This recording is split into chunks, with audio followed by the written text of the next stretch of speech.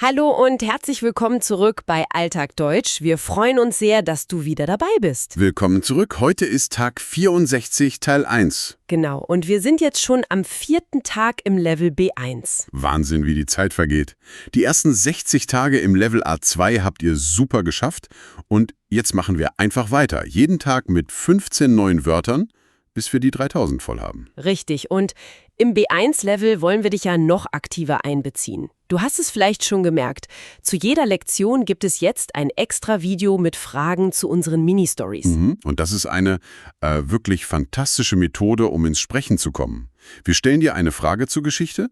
Du hast dann ein paar Sekunden Zeit, um laut zu antworten. Und direkt danach hörst du von uns die richtige Lösung. Genau. Das trainiert deine Reaktion und macht dich beim Sprechen einfach viel, viel sicherer. Und bitte vergiss die Shadowing-Technik nicht. Das ist wirklich unser allerwichtigster Tipp. Absolut. Schau dir die Folge erst mit Untertiteln an, damit du alles verstehst, und dann direkt nochmal ohne. Und nach jedem Satz kurz stoppen, laut wiederholen und dabei ganz bewusst auf die Aussprache achten. Und auf die Satzmelodie. Das ist so eine der effektivsten Lernmethoden überhaupt. Ja, es fühlt sich am Anfang vielleicht ein bisschen komisch an, sich selbst zu hören, aber der Fortschritt ist wirklich enorm. So, und nach den Tipps starten wir jetzt direkt ins Thema, oder? Unbedingt. Heute sprechen wir über Freizeit und Aktivitäten. Also perfekt, um über Hobbys, Interessen und natürlich Wochenendpläne zu sprechen. Ja, dafür haben wir heute 15 Wörter für dich, die du sofort im Alltag brauchen kannst, wenn du dich mit Freunden verabredest oder einfach erzählst, was du Schönes gemacht hast. Und bleib unbedingt bis zum Schluss dabei. Am Ende wartet nämlich wieder eine kleine Mini-Story auf dich, in der alle 15 Wörter vorkommen. Es lohnt sich. Absolut. Fangen wir mal an. Das erste Wort ist ein Nomen und es beschreibt, warum wir Freizeitaktivitäten überhaupt machen. Es ist das Erlebnis. Ah, ein schönes Wort. Auf Englisch wäre das Experience. Genau. Aber ein Erlebnis ist irgendwie mehr als nur eine Erfahrung. Es ist was Besonderes, etwas, das in Erinnerung bleibt. Stimmt, weil es emotional ist. Man könnte zum Beispiel sagen, der Urlaub in den Alpen war ein unvergessliches Erlebnis. Ja, da geht's um das Gefühl, die Eindrücke. Und ein gutes Erlebnis ist ja meistens auch ein großes Vergnügen. Das ist unser nächstes Wort. Vergnügen. Auf Englisch Pleasure oder Enjoyment. Ein sehr schönes Wort, das pure Freude beschreibt. Man kann es auch sehr höflich benutzen. Wie meinst du? Naja, zum Beispiel, wenn man jemanden kennengelernt hat. Es war mir ein großes Vergnügen, Sie kennenzulernen. Ah, verstehe. Aber auch im Alltag, oder? Ein gutes Buch zu lesen ist für mich immer ein Vergnügen. Genau so. Es drückt aus, dass dir etwas richtig Spaß macht. Okay, also wir suchen Erlebnisse, die uns Vergnügen bereiten. Aber oft brauchen wir in der Freizeit noch etwas anderes, gerade wenn die Woche so eintönig war. Ja, dann braucht man die Abwechslung. Ein ganz wichtiges Wort. Das Gegenteil von Routine sozusagen. Auf Englisch Variety oder Change. Stimmt. Wenn jeder Tag gleich ist, dann sehnt man sich danach, mal was ganz anderes zu tun. Ein klassischer Satz wäre, ein Ausflug am Wochenende ist eine schöne Abwechslung zur Arbeit. Einfach mal rauskommen. Und das führt uns dann idealerweise zum nächsten Punkt.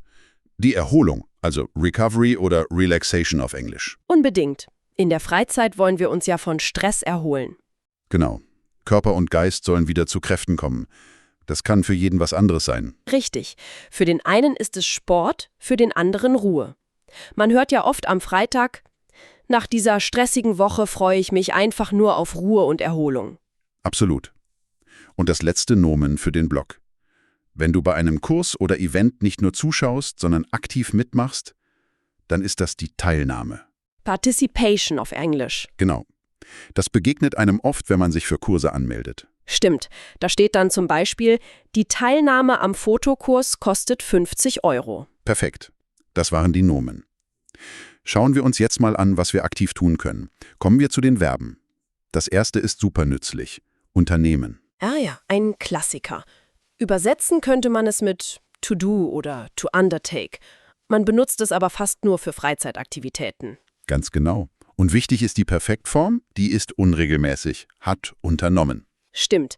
Man hört oft die Frage, was wollen wir am Wochenende unternehmen? Ja, das ist so die Standardeinladung, um Pläne zu schmieden. Ein Beispielsatz wäre, wir wollen am Samstag etwas Schönes unternehmen. Und eine konkrete Idee, was man unternehmen könnte, wäre zum Beispiel ausgehen. Also to go out.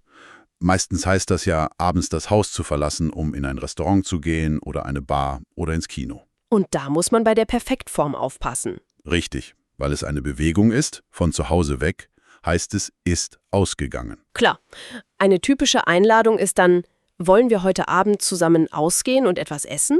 Genau.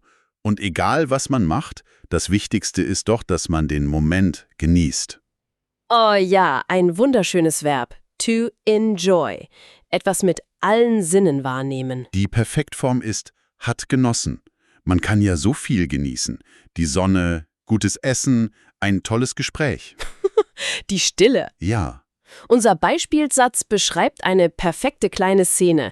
Sie genießt die Sonne auf dem Balkon. Man stellt sich das direkt vor, oder? total. Das klingt nach Erholung. Und da passt unser nächstes Verb ja perfekt. Sich erholen. Stimmt, die aktive Handlung zu unserem Nomen die Erholung, also to recover oder to rest. Und es ist reflexiv, also immer mit sich. Hat sich erholt, ist die Perfektform. Genau. Nach einem Urlaub könntest du zum Beispiel sagen, im Urlaub habe ich mich sehr gut erholt. Also du bist wieder fit. Und das letzte Verb passt zu unserem Nomen, die Teilnahme. Es ist ganz logisch. Teilnehmen. To participate, bei etwas mitmachen, dabei sein. Die Perfektform ist, hat teilgenommen. Wichtig ist hier die Präposition, nicht wahr? Man nimmt immer an etwas teil. Sehr guter Punkt. Man fragt also, möchtest du am Marathon teilnehmen oder hast du schon mal an einem Online-Kurs teilgenommen? Super, das war der zweite Block. Bevor wir zu den Adjektiven kommen, eine ganz kurze Bitte in eigener Sache. Wenn dir gefällt, was wir hier machen, dann abonnier doch gern unseren Kanal und gib uns einen Daumen nach oben. Das motiviert uns riesig weiterzumachen und du verpasst keine neuen Folgen. So, und jetzt zum Finale für heute. Die Adjektive. Wie können Freizeitaktivitäten denn sein? Also ein sehr häufiges Wort ist beliebt, wenn ganz viele Leute etwas mögen. Klar, popular auf Englisch. Man kann sagen, ins Kino zu gehen ist eine sehr beliebte Freizeitaktivität. Oder Fußball ist in Deutschland ein sehr beliebter Sport. Und wenn eine Aktivität nicht immer gleich und langweilig ist, sondern viele verschiedene Seiten hat, dann ist sie Abwechslungsreich. Passt super zu unserem Nomen, die Abwechslung. Auf Englisch varied oder diverse. eine tolle Eigenschaft. Ich finde, man kann sagen, ich mag Hobbys, die abwechslungsreich sind, weil es einfach nicht langweilig wird. Genau. Und wenn etwas nicht nur abwechslungsreich ist, sondern auch richtig Spaß macht, dann ist es unterhaltsam. Entertaining auf Englisch, das passt perfekt. Ein Film kann unterhaltsam sein, eine Show, ein gutes Buch. Oder auch einfach ein Abend mit Freunden. Nach dem Theater könntest du sagen, die Show war sehr lustig und unterhaltsam. Du hattest also eine gute Zeit. Kommen wir zu einer weiteren Eigenschaft. Viele Leute nutzen ihre Freizeit ja, um etwas Neues zu erschaffen. Sie sind gern kreativ. Ja, creative. Das bedeutet, man gestaltet etwas. Man malt, schreibt, musiziert. Kocht oder baut etwas. Man kann es auf eine Person beziehen. Sie malt in ihrer Freizeit, sie ist sehr kreativ. Oder auf eine Aktivität. Töpfern ist ein sehr kreatives Hobby. Und unser letztes Wort für heute ist vielleicht das Allerwichtigste, wenn es um Freizeit geht. Ah, ich weiß, was du meinst. Alles, was wir da tun, tun wir ja, weil es freiwillig ist. Genau. Voluntary auf Englisch. Freiwillig heißt, man tut etwas aus eigenem Willen, ohne Zwang.